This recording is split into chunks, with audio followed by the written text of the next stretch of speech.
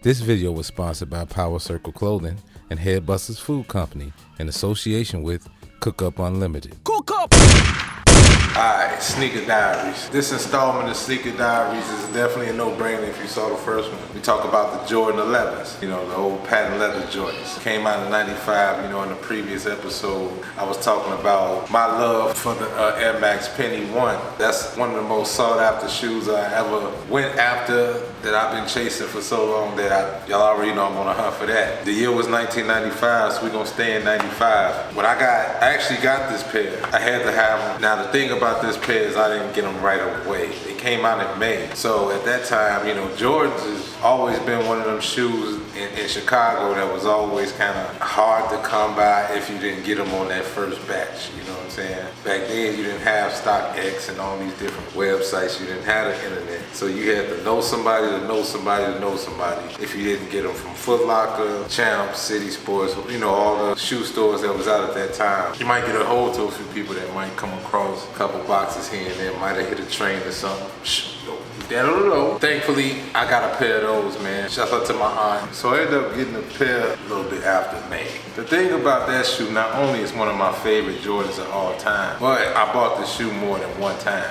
Back then when it came out, and another time when I got older. Since then, the Concourse has been revamped over the years. I can't count how many times you sneakerheads, y'all can do the sneaker trivias and do all of that and do your research. I'm just here to tell you a story, my take on them. I got the Sneaker Diaries. I got stories behind these shoes, short stories, long stories. First story was kind of long, but this one kind of goes into what the previous story was about. I ended up getting the Jordan 11s instead of the Penny 1s. I always wanted the Penny 1s. So it's a no-brainer why I'm talking about the Jordan 11s. So the Jordan 11s, not only that, but it's another story behind that.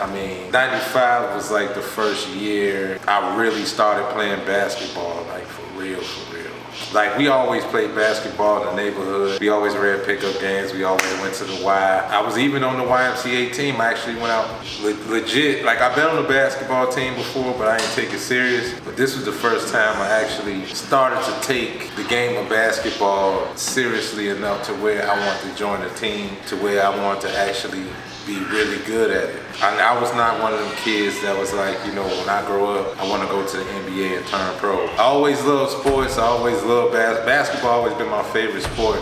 Love watching it, love all the players, just like everybody else. But with that said, I never really thought about playing ball, until 1995. I was just going to a different junior high school. I was supposed to go to a certain junior high school, but fortunately that didn't happen. And I'm kind of glad it didn't happen, because I ended up going to one of the most dopest middle schools on the planet, especially when it comes to sports. And that's Rosa L. Parks Middle School, located in Dixmoor, basically on the borderline of Harvey, just literally across the street. You can call it Dixmoor, and Harvey is across the street, Dixmoor is right here. So, and the reason why I say that, and this is not me being biased, but you had some of the most dopest basketball coaches to coach. Shouts out to Coach Jackson, RP Coach Jackson. But there was a whole nother story within itself. Like, I remember going to Rosa Parks was kind of like growing up, because a lot of things happened around that time. Number one, my grandmother passed. So that was like, 12 years old. Going through that, I was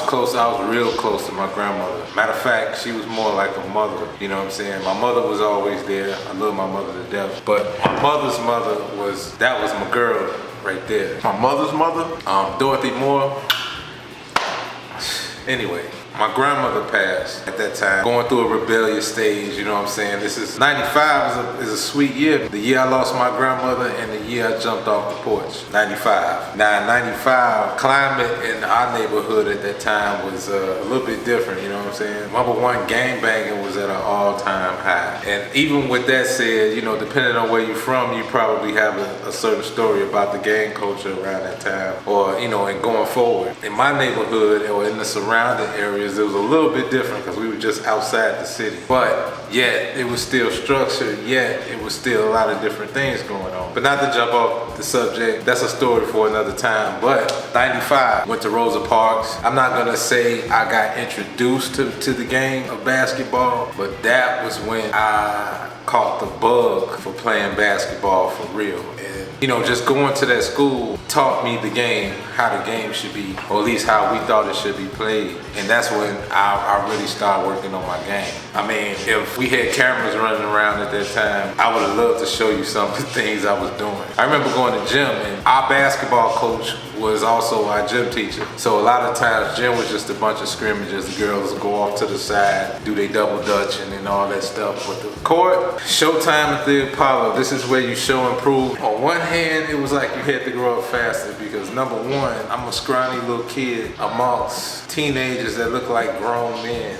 People that might have repeated a grade or two 4 or 5 times consecutively. Because I guarantee I've never seen a 6th grader with a full beard. I've seen 8th graders, 6th, 7th, 8th graders, girls pregnant. A lot of stuff you see like was culture shock. I've never seen that before. Might even seen it in a movie or two. You might have seen a depiction of it, but that wasn't my reality until I went to that school. Now, as horrific as that may sound, I had a blast, to be honest with you. And we ran, we did our little riff-raffs or whatever, you know what I'm saying, playing in the street and all that, because like I said, I had the best of both worlds, you know what I'm saying, as far as that goes. But it was something about the game. Shouts out to Coach Jackson, RP to Coach Derek Jackson, and that was the coach at that time. Coach Jackson was not only a coach, but he was a mentor. He was a mentor to a lot of the kids. Well, you didn't have to be on the team for him to mentor you or kind of guide you straight or tell you how it is. We knew Coach off the record. We knew him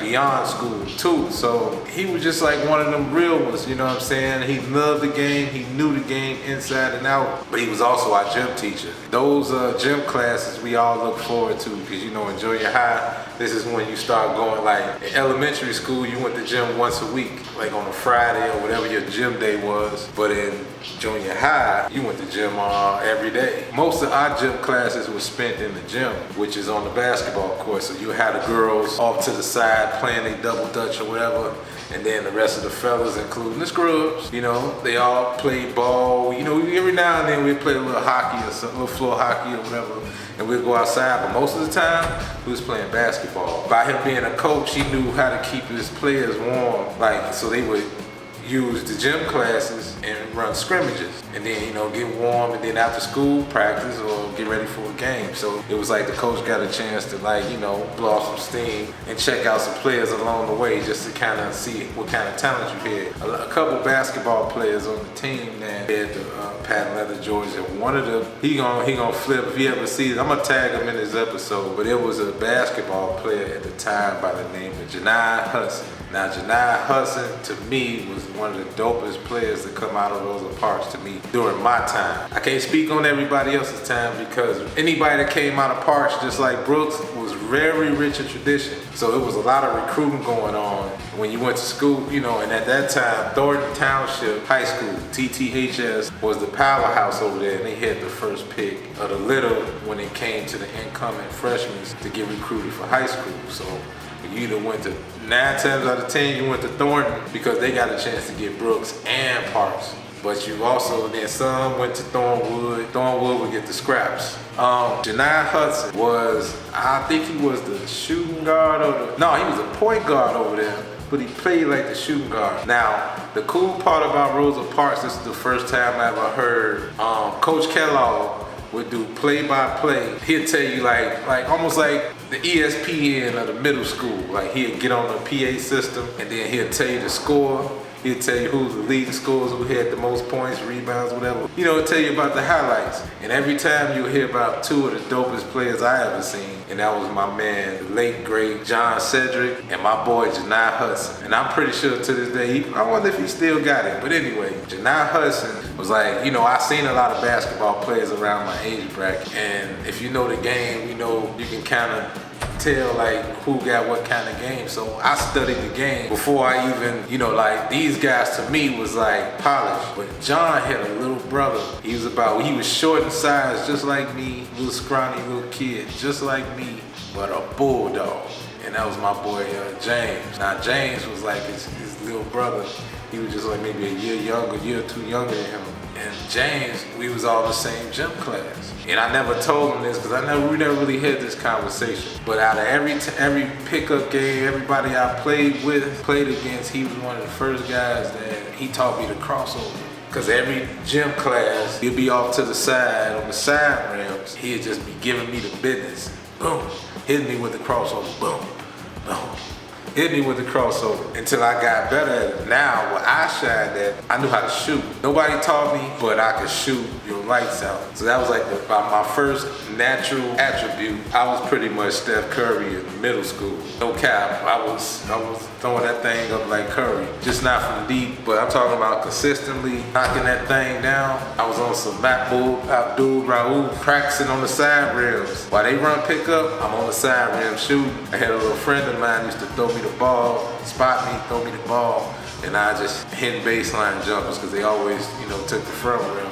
So then one day they was like, get on in. And by that time, I've been on the sidelines with James, just learning how to dribble. This is a whole nother story, but I gotta add this in. Let me go back to the Jordan 11s. So Janai wore the Jordan 11s in the game, school. I don't know if this dude had 2 pair or not, but he kept a crispy pair of Jordan 11s. They used to compare him to Allen Iverson. But to me, he didn't really have too much of it was a little more polished. He was more like an Allen Iverson, Ray Allen, Michael Jordan without the hype in them. But he ended up in high school. What made me want that shoe the most is not just because of Michael Jordan, but because just our local teams, like my peers. That shoe represents the day I fell in love with the game. Make sure you like and subscribe and hit that notification button. And as always, keep God first, stay sucker free, and by all means get to the money. Peace and love.